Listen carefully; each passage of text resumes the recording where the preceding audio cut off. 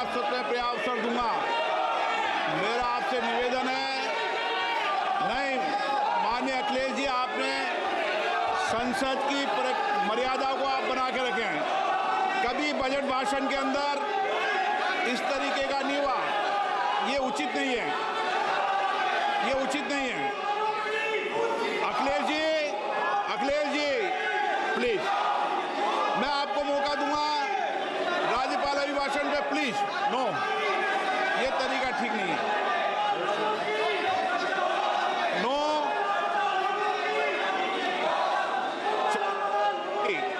राज्यपाल अभिभाषण पे चर्चा होगी। नो तरीका। Honorable Speaker, I present the budget for 25-26. This budget continues our government's efforts to A. Accelerate growth, B. Secure inclusive development, C. Invigorate private sector investments, D. Uplift household sentiments, and E. Enhance spending power of India's rising middle class.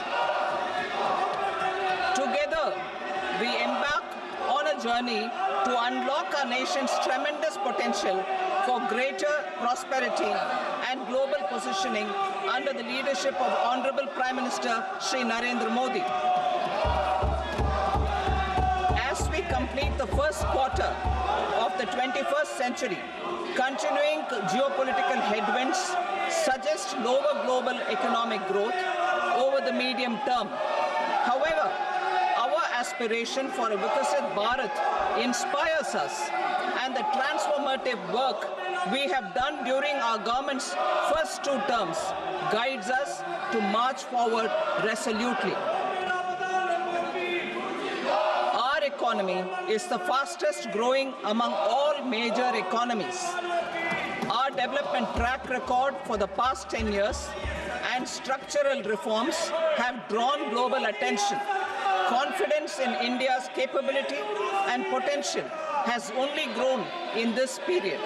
We see the next 5 years as a unique opportunity to realize Sabka Vikas, stimulating balanced growth of all regions. The great Telugu poet and playwright Gurujada Apparao had said, "Deshamante matti kadoy, deshamante manushuloy," meaning a country is not just its soil, a country is its people. In line with this, for us, Vikasit Bharat encompasses zero poverty, 100% quality good school education, access to high quality, affordable and comprehensive health care, 100% skilled labor with meaningful employment, 70% women in economic activities, and farmers making our country the food basket of the world.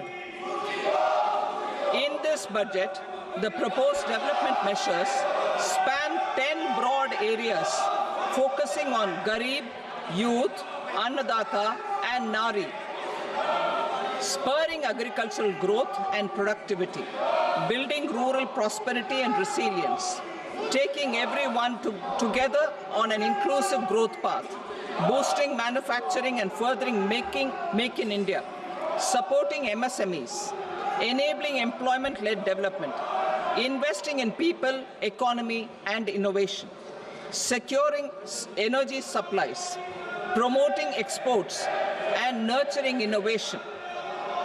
For this journey of development, our 4 powerful engines are agriculture, MSME, investments, and exports.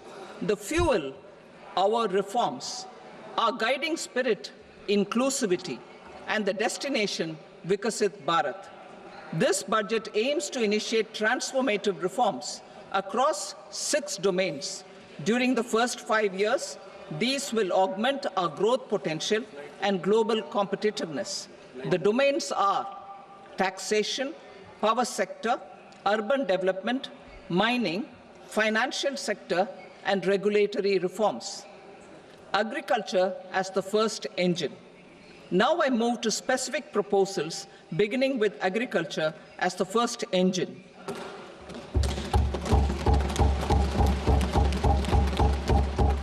Prime Minister Dhan Dhanya Krishi Yojana, Developing Agri-Districts Program.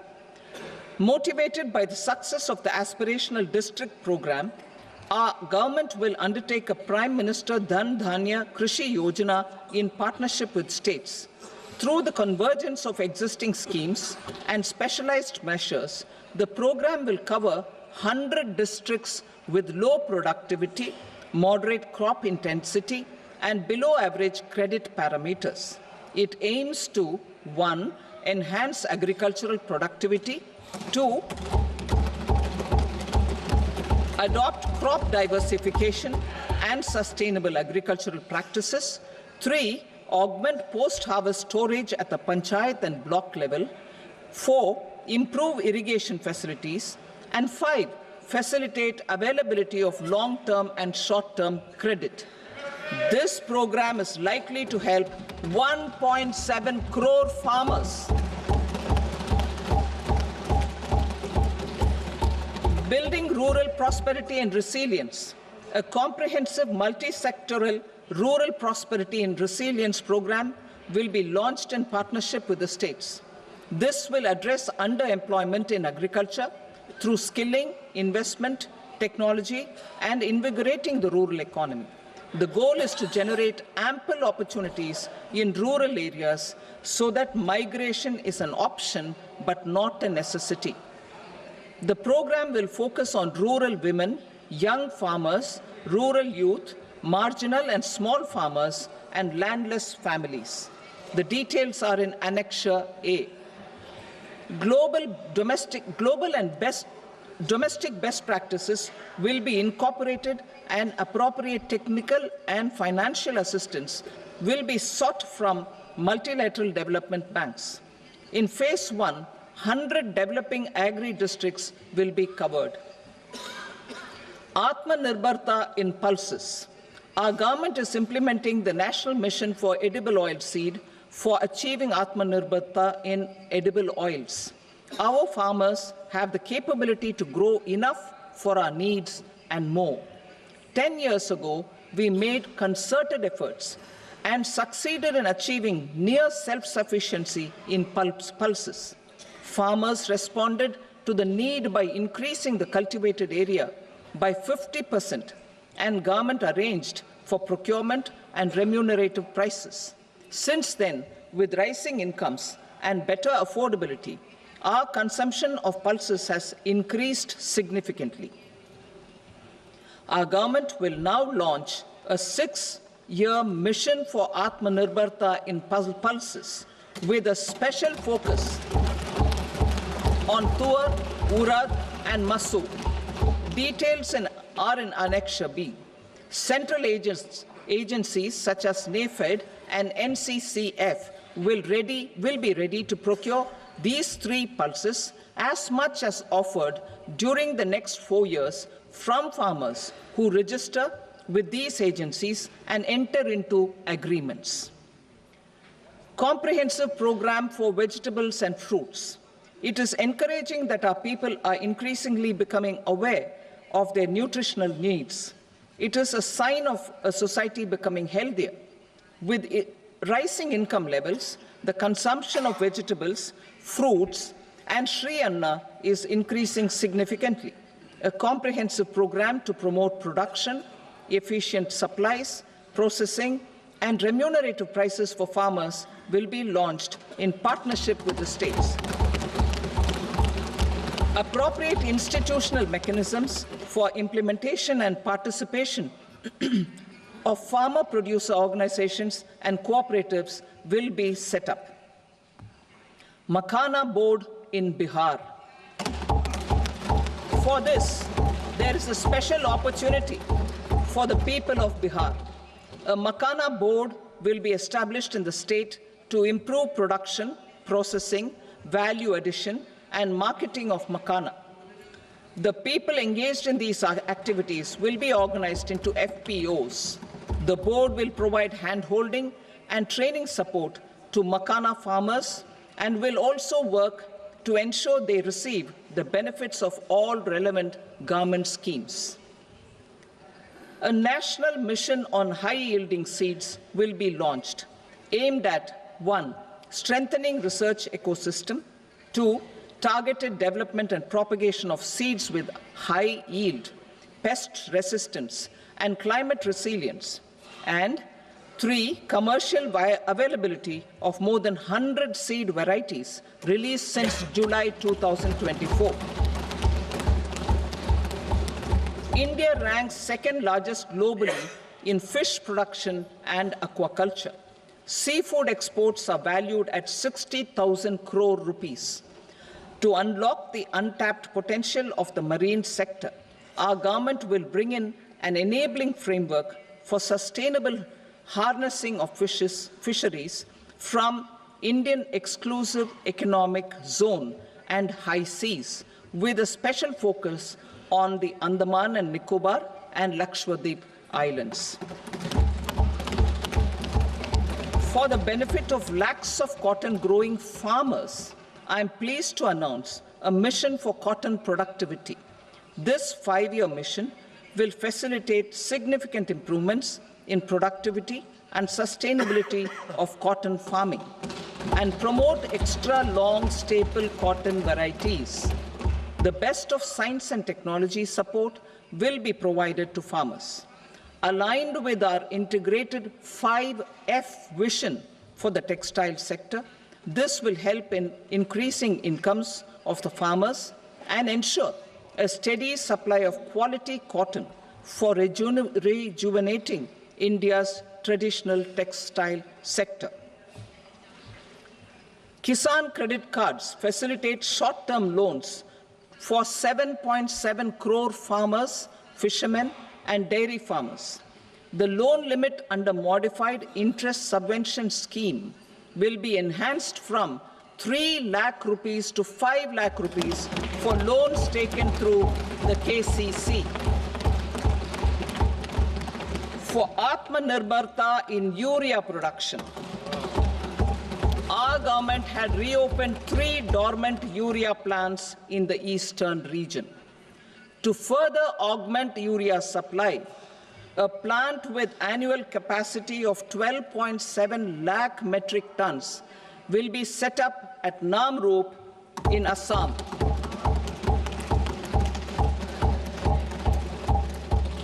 India Post, with 1.5 lakh rural post offices, complemented by the India Post Payment Bank and a vast network of 2.4 lakh Dak Sevaks, will be repositioned to act as a catalyst for the rural economy.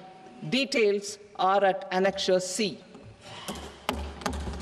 India Post will also be transformed as a large public logistics organization. This will meet the rising needs of Vishwakarmas, new entrepreneurs, women, self-help groups, MSMEs, and the large business organizations. Our government will provide support to NCDC for its lending operations for the cooperative sector. MSMEs as the second engine. Now I move to MSMEs as the second engine, which encompasses manufacturing and services with a focus on MSMEs numbering 5.7 crores. Currently, over 1 crore registered MSMEs, employing 7.5 crore people and generating 36% of our manufacturing, have come together to position India as a global manufacturing hub. With their quality products, these MSMEs are responsible for 45% of our exports. To help them achieve higher efficiencies of scale, technological upgradation, and better access to capital, the investment and turnover limits for classification of all MSMEs will be enhanced to 2.5 and 2 times respectively. This will give them the confidence to grow and generate employment for our youth. The details are given in Annexure D. To improve access to credit, the credit guarantee cover will be enhanced. First, for micro and small enterprises from 5 crore to 10 crore rupees, leading to additional credit of 1.5 lakh crores in the next 5 years. Second, for startups from 10 crore rupees to 20 crore rupees, with the guarantee fee being moderated to 1% for loans in 27 focus sectors which are important for Atmanirbhar Bharat. And for well-run exporter MSMEs, for term loans up to 20 crore rupees. Also for the micro enterprises, we will introduce customized credit cards with a 5 lakh rupee limit for micro enterprises registered on Udyam portal. In the first year, 10 lakh such cards will be issued. Fund of funds for startups. The alternate investment fund, AIFs, for startups have received commitments of more than 91,000 crores rupees. These are supported by the fund of funds set up with the Government of India's contribution of 10,000 crore rupees. Now, a new fund of funds with expanded scope and a fresh contribution of another 10,000 crore rupees will be set up. A new scheme will be launched for 5 lakh women, scheduled castes and scheduled tribes, first-time entrepreneurs. This will provide term loans up to 2 crore rupees during the next 5 years. The scheme will incorporate lessons from the successful Stand Up India scheme. Online capacity building for entrepreneurship and managerial skills will also be organized. Measures for labor-intensive sectors. To promote employment and entrepreneurship opportunities in labor-intensive sectors, our government will undertake specific policy and facilitation measures. To enhance the productivity, quality, and competitiveness of India's footwear and leather sector, a focused product scheme will be implemented. The scheme will support design capacity, component manufacturing, and machinery required for production of non-leather quality footwear, besides the support for leather footwear and products. The scheme is expected to facilitate employment for 22 lakh persons, generate over 4 lakh crore rupees, and exports of over 1.1 lakh crore rupees. Measures for the toys sector. Building on the National Action Plan for Toys, we will implement a scheme to make India a global hub for toys. The scheme will focus on development of clusters, skills, and a manufacturing ecosystem that will create high-quality, unique, innovative, and sustainable toys that will represent the Made in India brand. Support for food processing. In line with our commitment towards Purvodaya, we will establish a National Institute of Food Technology, Entrepreneurship, and Management in Bihar. The institute will provide a strong fillip to food processing activities in the entire eastern region. This will result in 1. Enhanced income for the farmers through value addition to their produce, and 2. Skilling entrepreneurship and employment opportunities for the youth. Manufacturing mission, furthering Make in India. Our government will set up a national manufacturing mission covering small, medium, and large industries for furthering Make in India by providing policy support, execution roadmaps, governance, and monitoring framework for central ministries and states. Details are in Annexure E. Given our commitment to climate-friendly development, the mission will also support clean tech manufacturing. This will aim to improve domestic value addition and build our ecosystem for solar PV cells, EV batteries, motors and controllers, electrolyzers, wind turbines, very high voltage transmission equipment, and grid-scale batteries. Investment as the third engine. Now I move to investment as the third engine, which encompasses investing in people, investing in the economy, and investing in innovation. Investing in people. Saksham Anganwadi and Poshan 2.0. Saksham Anganwadi and Poshan 2.0 program provides nutritional support to more than 8 crore children, 1 crore pregnant women and lactating mothers all over the country, and about 20 lakh adolescent girls in aspirational districts and the Northeast region. The cost norms for these nutritional support will be enhanced appropriately. Atal Tinkering Labs. 50,000 Atal Tinkering Labs will be set up in government schools in the next 5 years to cultivate the spirit of curiosity and innovation and foster a scientific temper among young minds. Broadband connectivity to government secondary schools and PHCs. Broadband connectivity will be provided to all government secondary schools and primary health centers in rural areas under the BharatNet project. Bharatiya Bhasha Pustak Scheme. We propose to implement a Bharatiya Bhasha Pustak scheme to provide digital form Indian language books for schools and for higher education. This aims to help students understand their subjects better and in their language. National Centers of Excellence for Skilling.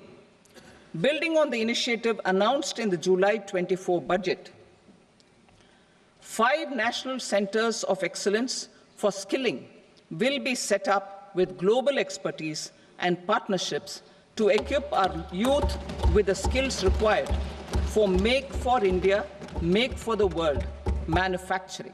The partnership will cover curriculum design, training of trainers, and a skills certification framework and periodic reviews. Expansion of capacity in IITs. Total number of students in 23 IITs has increased 100% from 65,000 to 1.35 lakh in the past 10 years.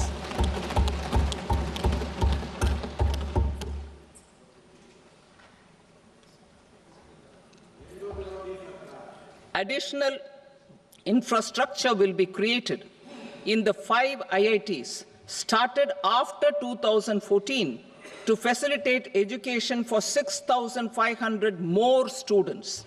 Hostel and other infrastructure capacity at IIT Patna will also be expanded.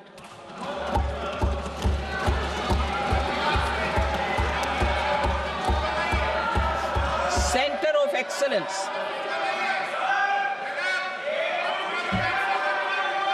Center of Excellence in AI for Education. I had announced 3 centers of excellence in artificial intelligence for agriculture, health, and sustainable cities in 2023. Now a center of excellence in artificial intelligence for education will be set up with a total outlay of 500 crores. Expansion of medical education. Our government has added almost 1.1 lakh undergraduate and postgraduate medical education seats in 10 years, an increase of 130%. In the next year, 10,000 additional seats will be added in medical colleges and hospitals towards the goal of adding 75,000 seats in the next 5 years. Daycare cancer centers in all district hospitals. Our government will facilitate setting up of daycare cancer centers in all district hospitals in the next 3 years. 200 centers will be established in 25-26 itself. Strengthening urban livelihoods. Our government has been giving priority to assisting urban poor and vulnerable groups. A scheme for socio-economic upliftment of urban workers will be implemented to help them improve their incomes, have sustainable livelihoods, and a better quality of life. PM Swanidhi scheme has benefited more than 68 lakh street vendors, giving them respite from high-interest informal sector loans. Building on this success, the scheme will be revamped with enhanced loans from banks, UPI-linked credit cards with 30,000 rupees limit, and capacity building support. Social Security Scheme for welfare of online platform workers. Gig workers of online platforms provide great dynamism to the new age services economy. Recognizing their contribution, our government will arrange for their identity cards and registration on the e-Shram portal. They will be provided health care under PM Jan Arogya Yojana. This measure is likely to assist nearly 1 crore gig workers.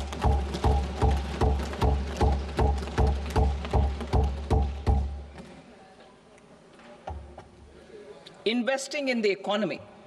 Public-private partnership in infrastructure.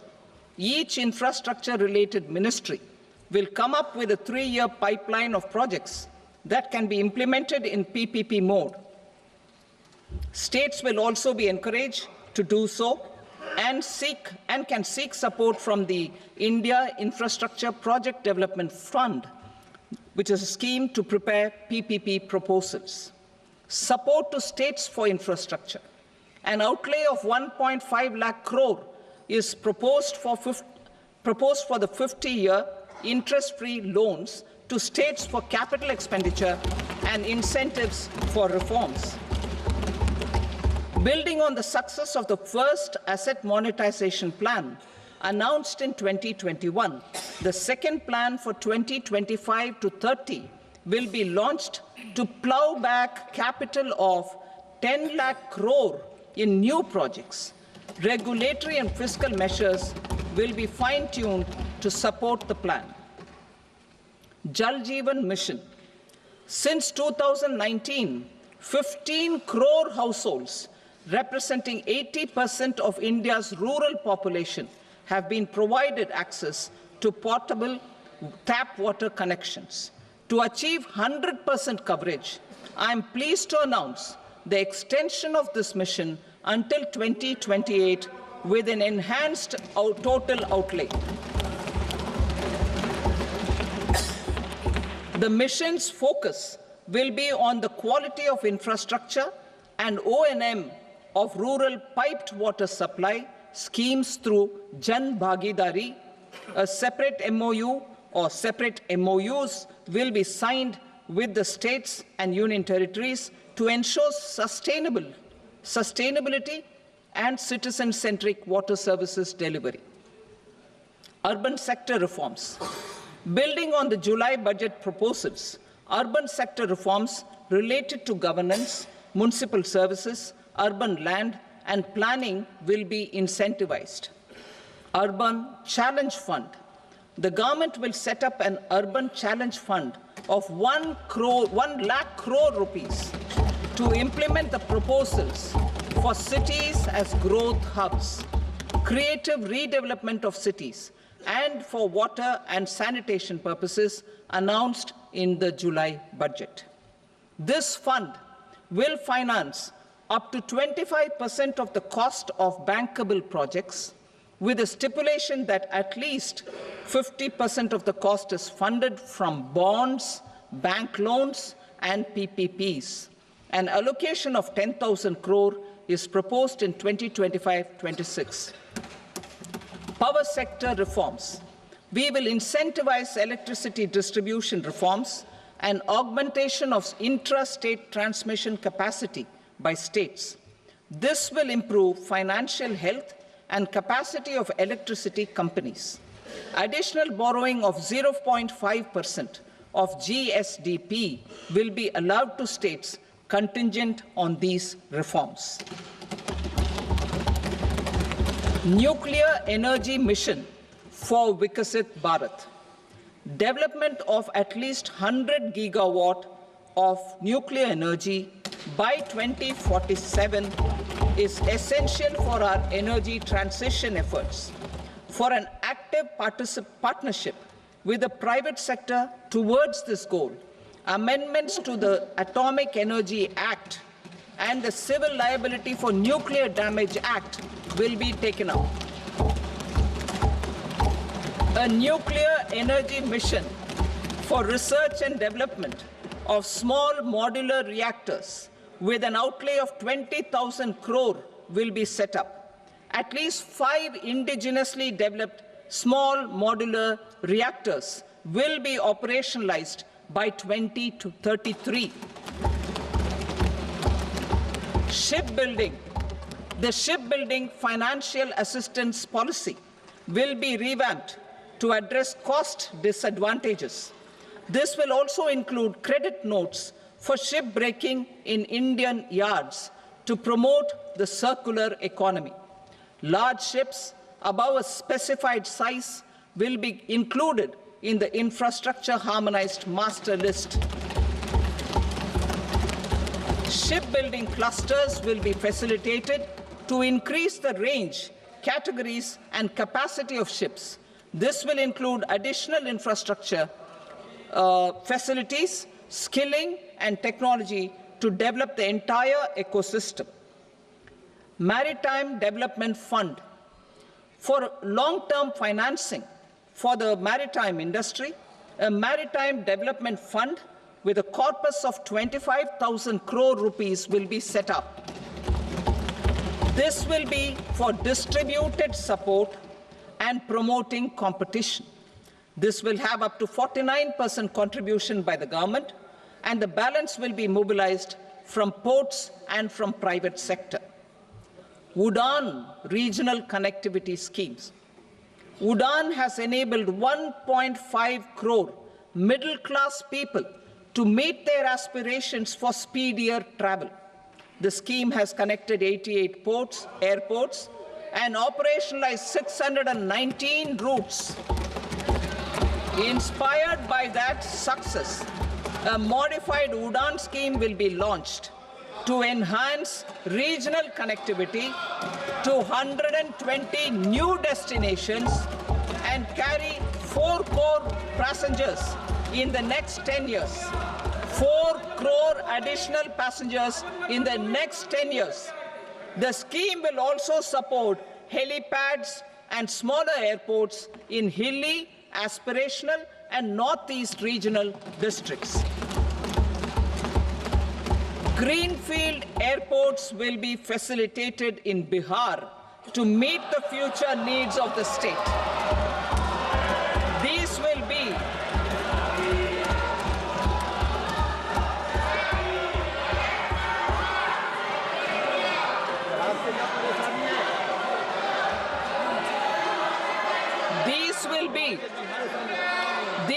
be in addition to the expansion of the capacity of Patna Airport and a brownfield airport in Beta.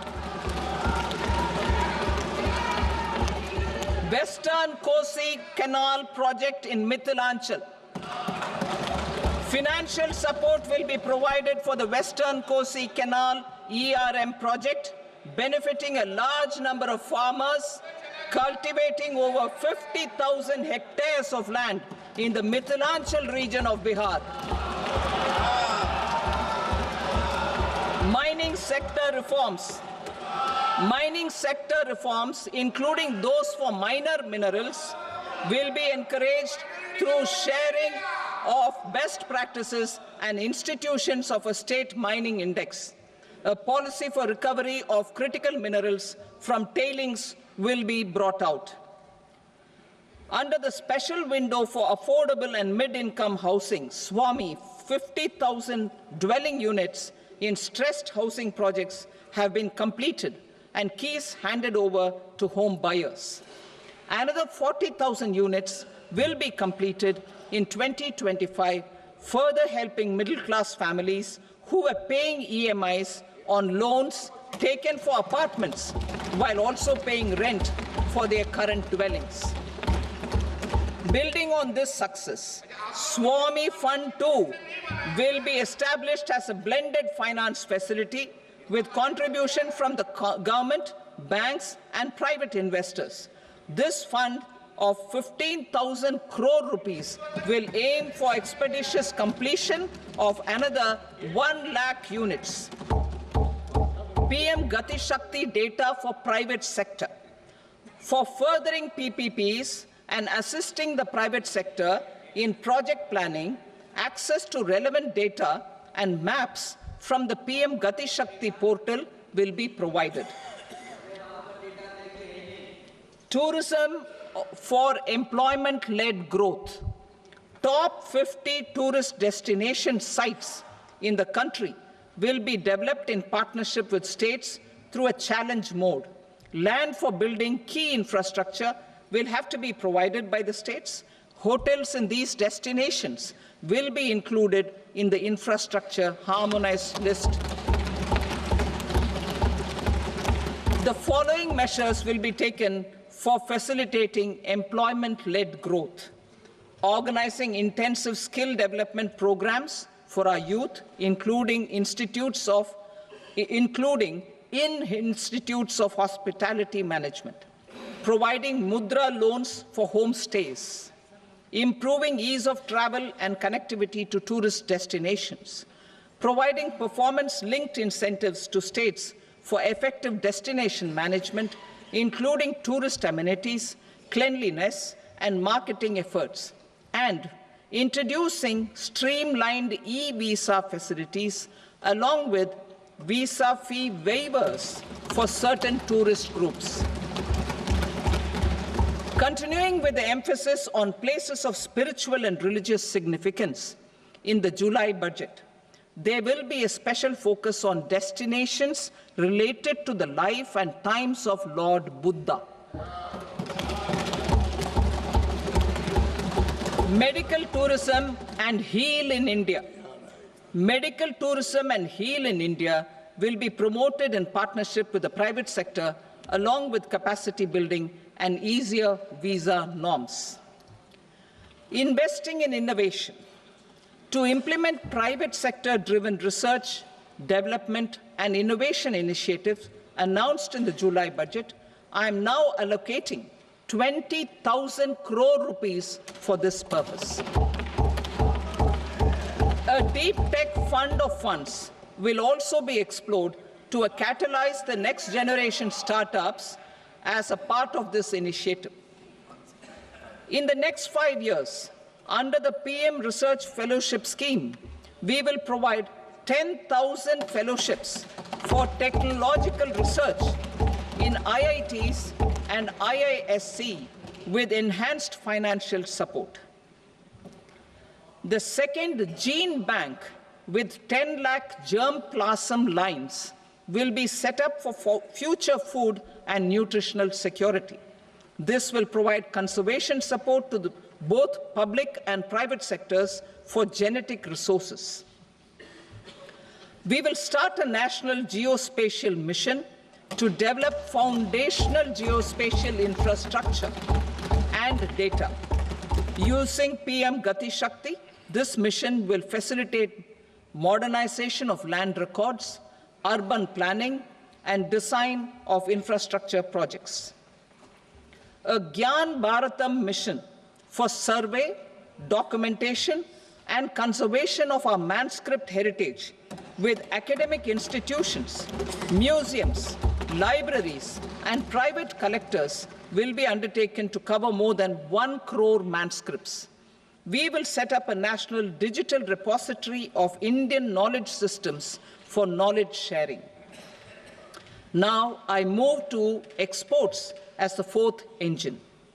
We will set up an export promotion mission with sectoral and ministerial targets driven jointly by the Ministries of Commerce, MSME, and Finance. It will facilitate easy access to export credit, cross-border factoring support, support to MSMEs to tackle non-tariff measures in overseas markets. A digital public infrastructure, Bharat Trade Net, for international trade will be set up as a unified platform for trade documentation and financing solutions. This will complement the Unified Logistics Interface platform. The BTN will be aligned with international practices. Support will be provided to develop domestic manufacturing capacities for our economy's integration with global supply chains. Sectors will be identified based on objective criteria. Facilitation groups with participation of senior officers and industry representatives will be formed for select products and supply chains. Through this, there are huge opportunities related to Industry 4.0, which needs high skills and talent. Our youth have both.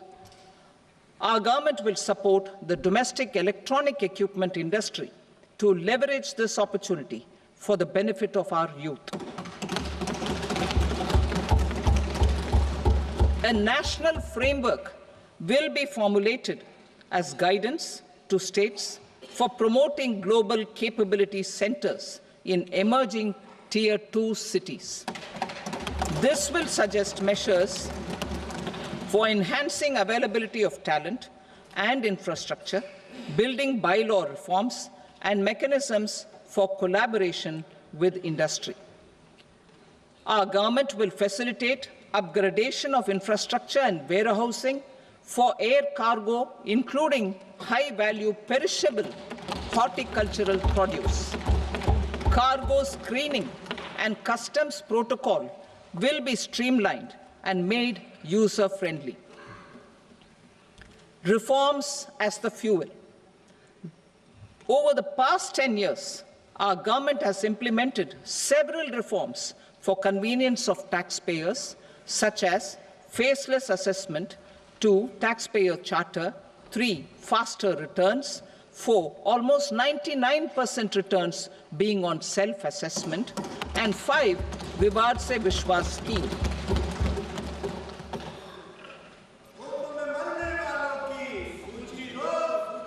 Continuing these efforts, I reaffirm the commitment of the Tax Department to trust first, scrutinize later.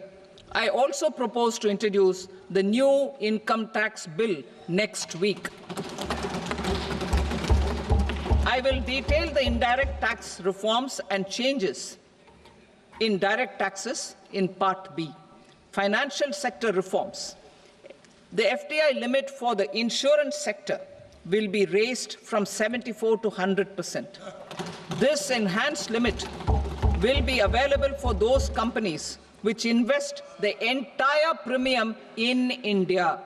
The current guardrails and conditionalities associated with foreign investment will be reviewed and simplified. The services of India Post Payment Bank will be deepened and expanded in rural areas. NABFID will set up a partial credit enhancement facility for corporate bonds for infrastructure. Public sector banks will develop Grameen Credit Score framework to serve the credit needs of SHG members and people in rural areas. A forum for regulatory coordination and development of pension products will be set up. To implement the earlier announcement on simplifying the KYC processes, the revamped Central KYC Registry will be rolled out in 2025. We will also implement a streamlined system for periodic updating. Requirements and procedures for speedy approval of company mergers will be rationalized. The scope for fast-track mergers will also be widened and the process made simpler. As proposed in the interim budget, we signed bilateral investment treaties with 2 countries in 2024. To encourage sustained foreign investment and in the spirit of First Develop India, the current model BIT will be revamped and made more investor-friendly. In the last 10 years, in several aspects, including financial and non-financial, our government has demonstrated a steadfast commitment to ease of doing business. We are determined to ensure that our regulations must keep up with technological innovations and global policy developments. A light-touch regulatory framework based on principles and trust will unleash productivity and employment.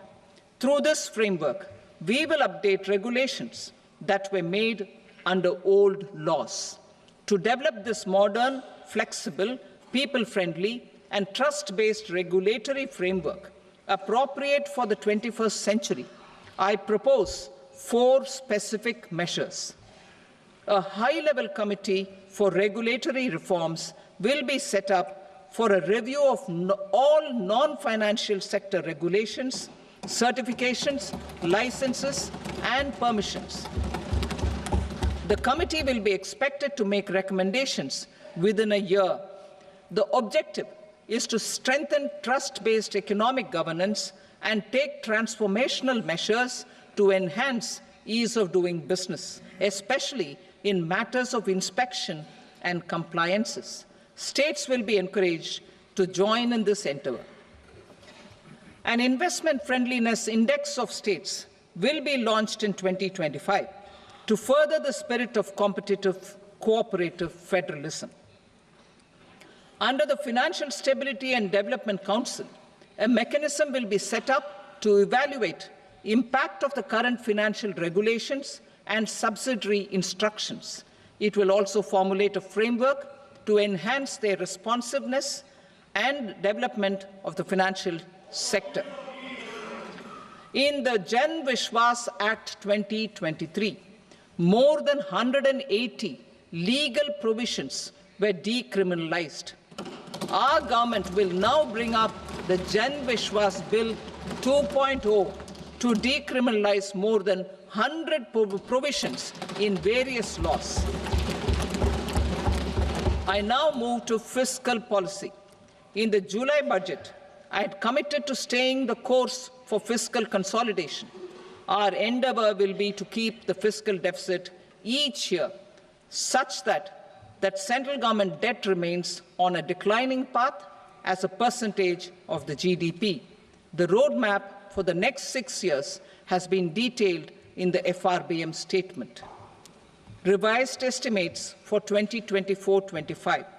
The revised estimate of the total receipts other than borrowings is 31.47 lakh crore rupees, of which the net tax receipts are 25.57 lakh crore rupees. The revised estimate of the total expenditure is 47.16 lakh crore rupees, of which the capital expenditure is about 10.18 lakh crore rupees. The revised estimate of the fiscal deficit is 4.8% of the GDP. Budget estimates for 25-26. Coming to 25-26, the total receipts other than borrowings and total expenditure are estimated at 34.96 lakh crore rupees and 50.65 lakh crore rupees respectively. The net tax receipts are estimated at 28.37 lakh crore rupees. The fiscal deficit is estimated to be 4.4% of GDP. To finance the fiscal deficit, the net market borrowings from dated securities are estimated at 11.54 lakh crore. The balance financing is expected to come from small savings and other sources. The gross market borrowings are estimated at 14.82 lakh crore rupees. I will now move to Part B. Indirect taxes. My proposals relating to customs aim to rationalize tariff structure and address duty inversion. These will also support domestic manufacturing and value addition, promote exports, facilitate trade, and provide relief to common people. Rationalization of customs tariff structure for industrial goods. As a part of comprehensive review of customs rate structure announced in July 2024 budget, I propose to 1. Remove 7 tariff rates. This is over and above the 7 tariff rates removed in 23-24 budget. After this, there will be only 8 remaining tariff rates, including 0 rate. 2. Apply appropriate cess to broadly maintain effective duty incidence, except on a few items where such incidence will reduce marginally. 3. Levy not more than 1 cess or surcharge. Therefore, I propose to exempt social welfare surcharge on 82 tariff lines that are subject to a cess. I shall now take up sector-specific proposals. To provide relief to patients, particularly those suffering from cancer, rare diseases, and other severe chronic diseases, I propose to add 36 life-saving drugs and medicines to the list of medicines fully exempted from basic custom duty.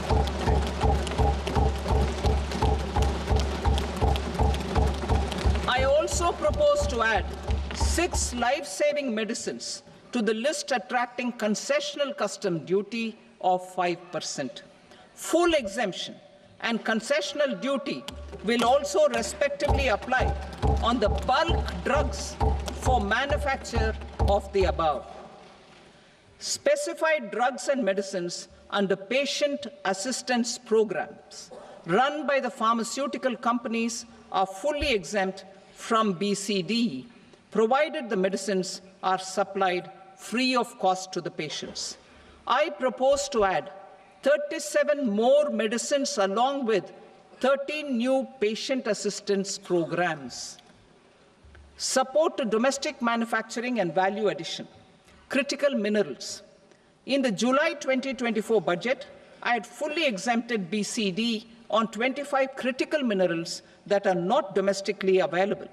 I had also reduced BCD of 2 other such minerals to provide a major fillip to their processing, especially by MSMEs. Now, I propose to fully exempt cobalt powder and waste, the scrap of lithium-ion battery, lead, zinc, and 12 more critical minerals. This will help secure their availability for manufacturing in India and promote more jobs for our youth. To promote domestic production of technical textile products such as agro-textiles, medical textiles, and geotextiles at competitive prices, I propose to add 2 more types of shuttle-less looms to the list of fully exempted textile machinery. I also propose to revise the BCD rate on knitted fabrics covered by 9 tariff lines from 10 or 20 to 20% or 115 rupees per kg, whichever is higher. Electronic goods. In line with our Make in India policy and to rectify inverted duty structure, I propose to increase the BCD on interactive flat panel display from 10% to 20% and reduce the BCD to 5% on open cell and other components. In 23-24 budget, for the manufacture of open cells of LCD, LED TVs, I had reduced the BCD on parts of open cells from 5% to 2.5%. To further boost the manufacture of such open cells, the BCD on these parts will now stand exempted. Lithium-ion battery. To the list of exempted capital goods, I propose to add 35 additional capital goods for EV battery manufacturing and 28 additional capital goods for mobile phone battery manufacturing. This will boost domestic manufacture of lithium-ion batteries both for mobile phones and for electric vehicles. Shipping sector. Considering that shipbuilding has a long gestation period, I propose to continue the exemption of BCD on raw materials, components, consumables, or parts for the manufacture of ships for another 10 years.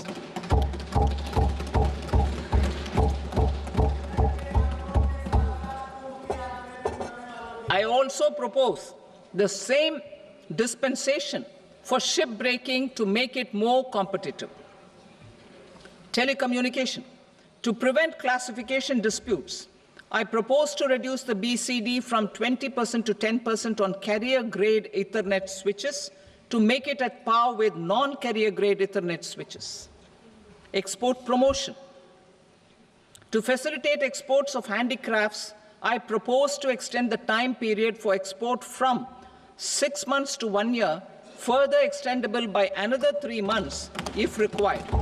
I also propose to add 9 items to the list of duty-free inputs. Leather sector. I propose to fully exempt BCD on wet blue leather to facilitate imports for domestic value addition and employment.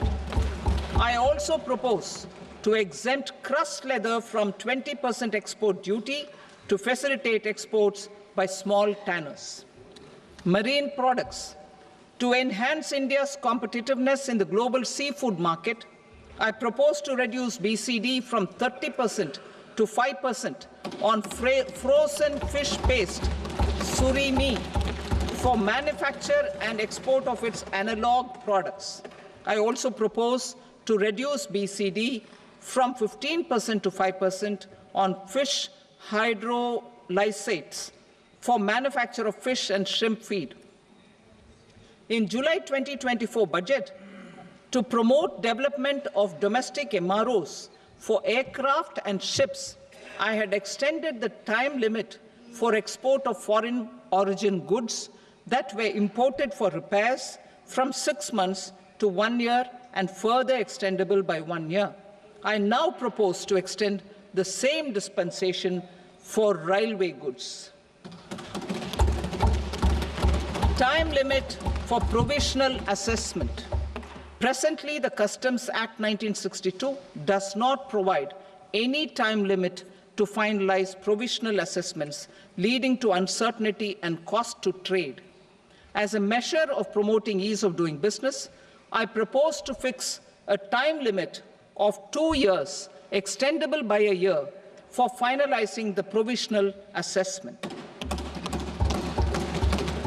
I propose to introduce a new provision that will enable importers or exporters, after clearance of goods, to voluntarily declare material facts and pay duty with interest but without penalty. This will incentivize voluntary compliance. However, this will not apply in cases where department has already initiated audit or investigation proceedings. For industry to better plan their imports, I propose to extend the time limit for the end use of imported inputs in the relevant rules from 6 months to 1 year. This will provide operational flexibility in view of cost and uncertainty of supply. Further, such importers will now have to file only quarterly statements instead of a monthly statement.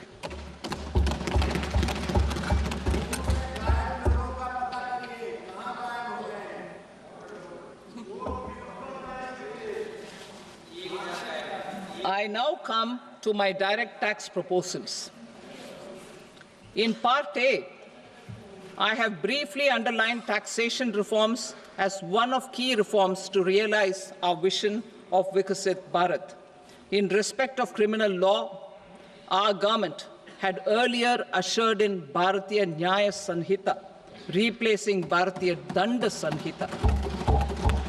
I am happy to inform this august House and the country that for new income tax bill will carry forward the same spirit of Nyaya in its drafting as well. The new bill will be clear and direct in text, with close to half of the present law in terms of both chapters and words. It will be simple to understand for taxpayers and tax administrators, leading to tax certainty and reduced litigation. Reforms, however, are not a destination. They are means to achieve good governance for our people and economy. Providing good governance primarily involves being responsive. The Tirukkural captures this in verse 542, which reads, "Vaanokki vaazhum ulagallam, mannavan kol nokki vaazhum kudi," meaning, just as the living beings live expecting rains, citizens live expecting good governance. Our government is committed to keeping an ear to the ground and a finger on the pulse and responding while balancing our national building efforts.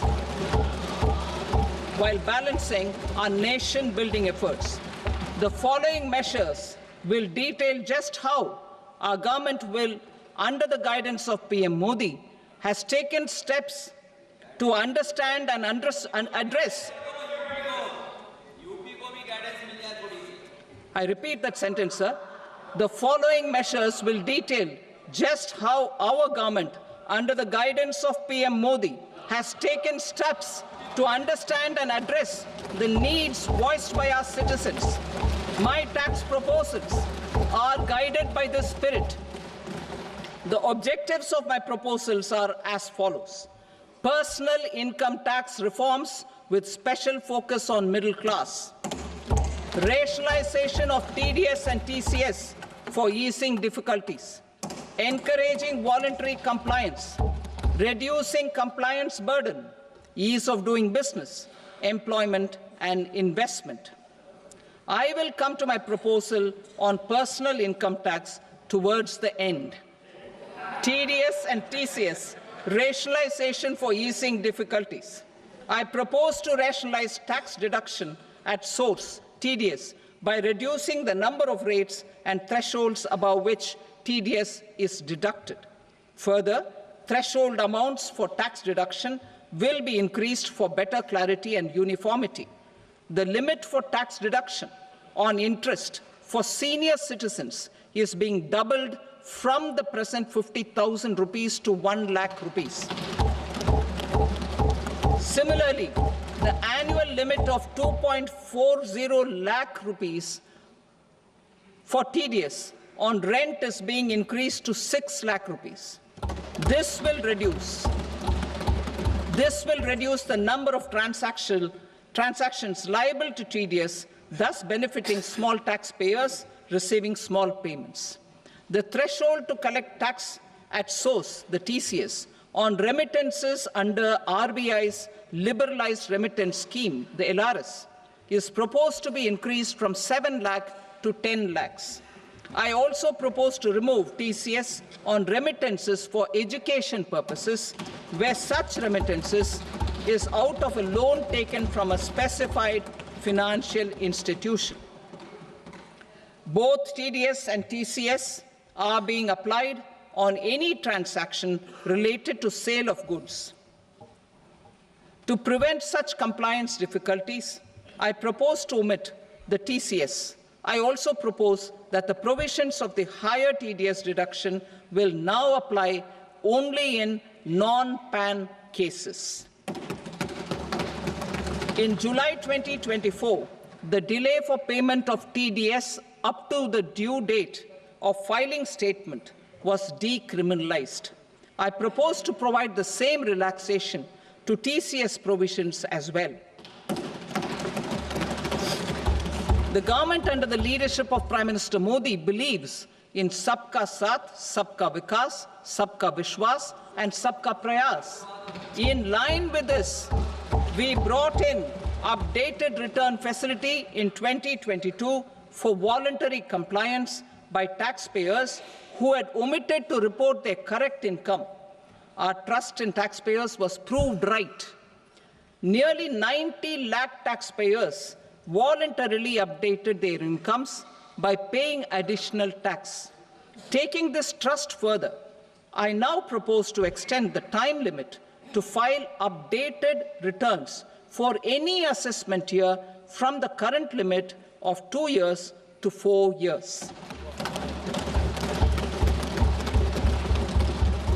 I propose to reduce the compliance burden for small charitable trusts and institutions by increasing their period of registration from 5 years to 10 years.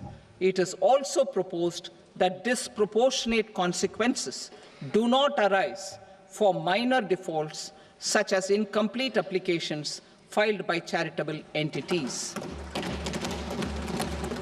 Presently, taxpayers can claim the annual value of self-occupied properties as nil only on the fulfillment of certain conditions. Considering the difficulties faced by taxpayers, it is proposed to allow the benefit of 2 such self-occupied properties without any condition. To streamline the process of transfer pricing and to provide an alternative to yearly examination, I propose to introduce a scheme for determining arm's length price of international transaction for a block period of 3 years. This will be in line with global best practices. With a view to reduce litigation and provide certainty in international taxation, the scope of safe harbor rules is being expanded.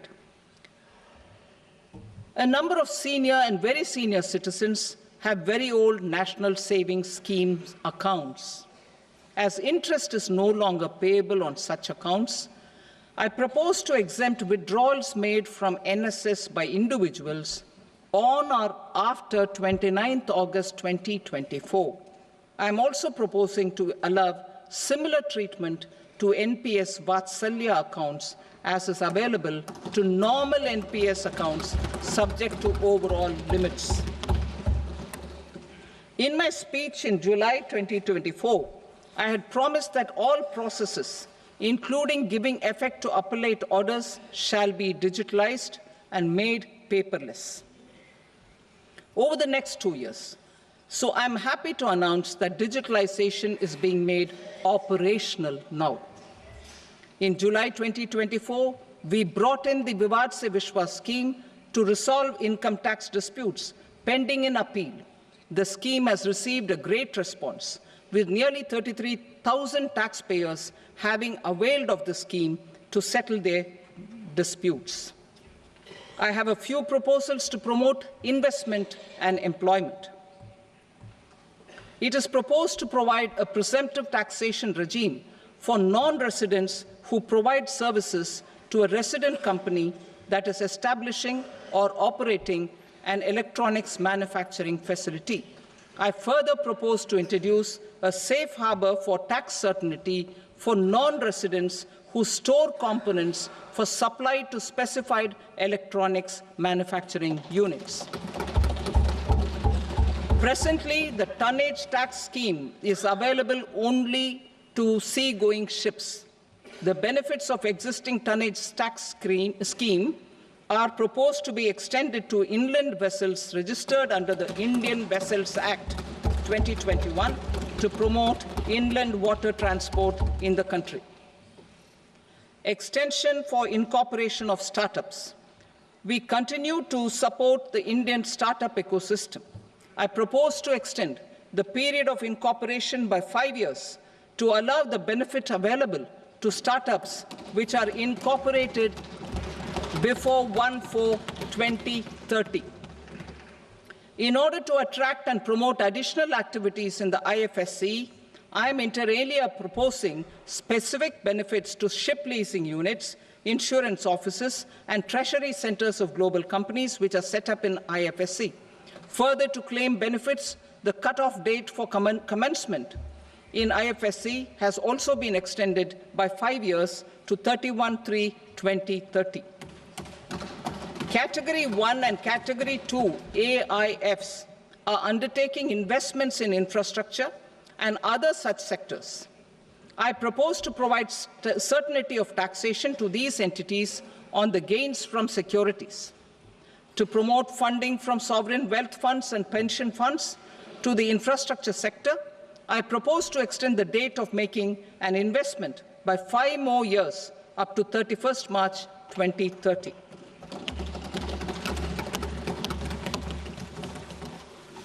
Personal income tax reforms with special focus on middle class. Democracy, demography, and demand are the key support pillars in our journey towards Vikasit Bharat. The middle class provides strength for India's growth. This government, under the leadership of Prime Minister Modi, has always believed in the admirable energy and ability of the middle class in nation building. In recognition of their contribution,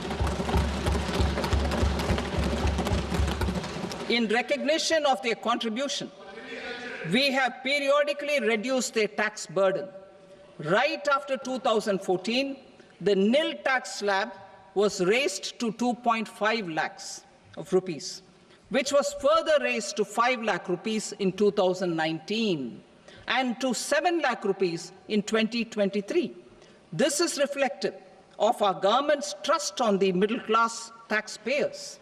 I am now happy to announce that there will be no income tax payable up to income of 12 lakh rupees.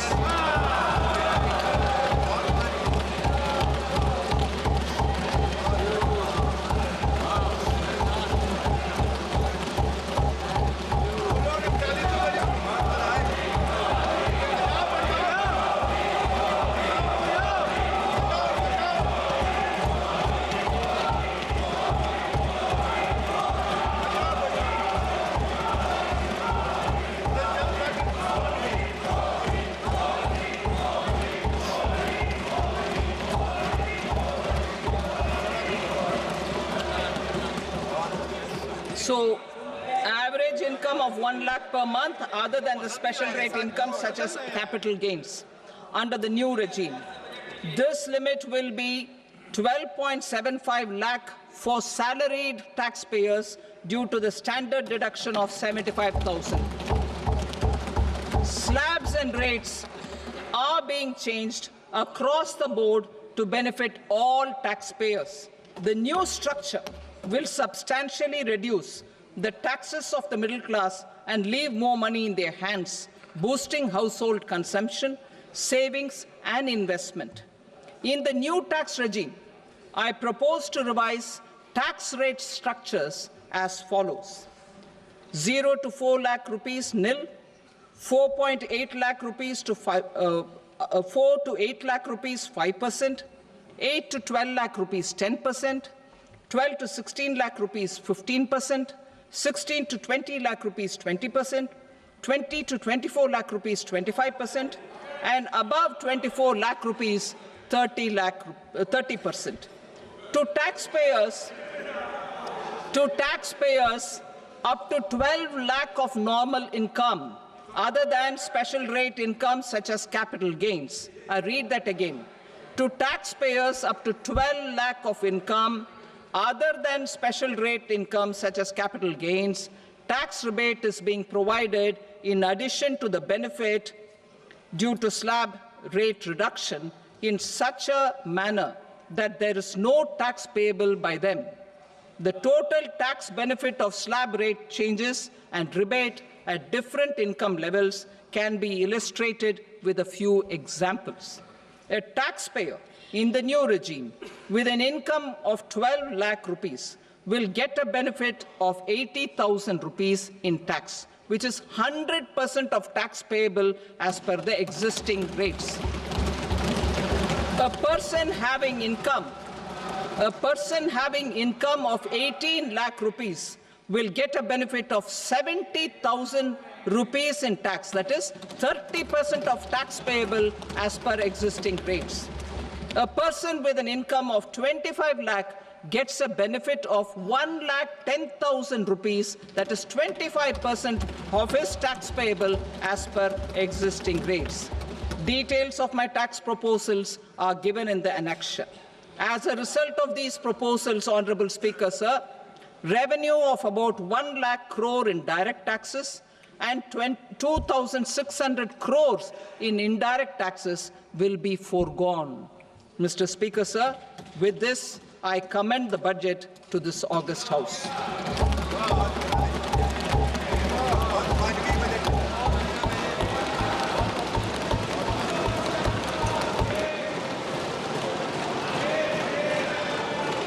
Item number 2, Srimati Nirmala Sitharaman.